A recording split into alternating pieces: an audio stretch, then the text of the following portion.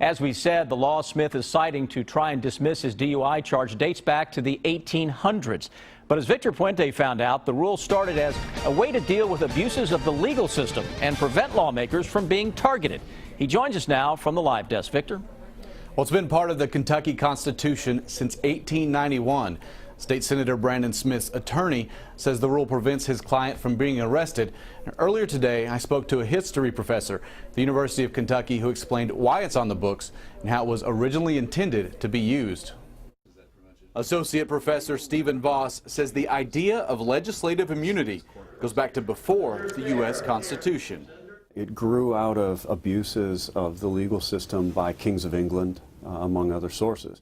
He says in those days, before our legal system had been firmly established, people who disagreed with a lawmaker's position would do whatever they could to make sure they didn't get a chance to vote. They'd have arrested members of legislatures who weren't on their side. So as states began writing their own constitutions, they often copied the language found in others.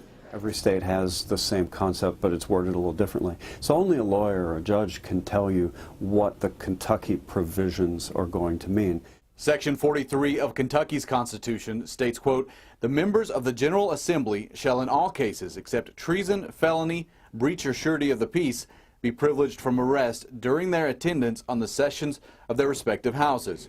Voss says he isn't aware of the rule being invoked recently, says it's not his opinion of the law that matters. Unless you're the judges who will have to decide what it means, you really can't authoritatively say now what that language means. The judge in Smith's case agreed to consider his attorney's motion and delayed the case. At the live desk, Victor Puente, WKYT. Victor, thank you. Smith serves District 30, which includes Bell, Breathitt, Johnson, Leslie, Magoffin, and Perry counties.